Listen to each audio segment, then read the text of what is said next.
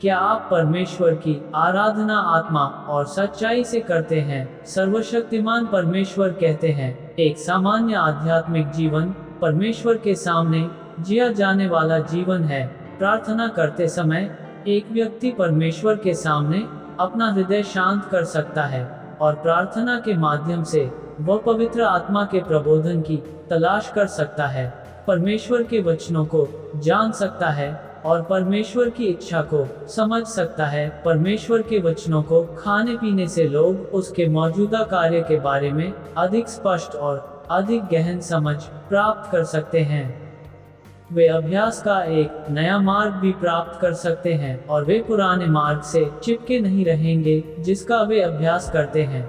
वह सब जीवन में विकास हासिल करने के लिए होगा। जहाँ तक प्रार्थना की बात है, वह कुछ अच्छे लगने वाले शब्द बोलना या यह बताने के लिए तुम परमेश्वर के कितने ऋणी हो उसके सामने फूट फूट कर रोना नहीं है, बल्कि इसके बजाय इसका उद्देश्य आत्मा के उपयोग में अपने आप को प्रशिक्षित करना है।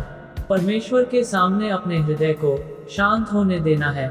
सभी मामलों में परमेश्वर के वचनों से मार्गदर्शन लेने के लिए स्वयं को प्रशिक्षित करना है, ताकि व्यक्ति का हृदय प्रतिदिन नई रोशनी की ओर आकर्षित हो सके और वह निष्क्रिय या आलसी न हो और परमेश्वर के वचनों को अभ्यास में लाने के सही मार्ग पर कदम रखे। वचन देह में प्रकट होता है से उद्धृत परमेश्वर के वचन हमें अभ्यास का मार्ग दिखाते हैं। जब हम प्रार्थना करते हैं तो हमें ध्यान रखना चाहिए कि हम हृदय से परमेश्वर से बात करें, ईमानदारी से बात करें और अपनी व्यवहारिक कठिनाइयों और वास्तविक स्थिति को परमेश्वर पर विश्वास करें। और जब हम परमेश्वर के वचनों को पढ़ते हैं तो हमारे हृदयों को हमेशा सत्य की खोज, पवित्र आत्मा की प्रबुद्धता और रोशनी की तलाश में परमेश्वर के वचनों पर विचार करने पर ध्यान केंद्रित करना चाहिए, ताकि हम उसके वचनों के माध्यम से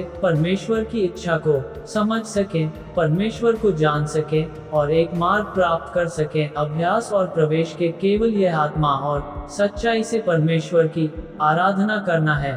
अगर हम इस तरह से अक्सर अभ्यास करते हैं तो हम जीवन में निरंतर विकास का अनुभव करेंगे। आमीन।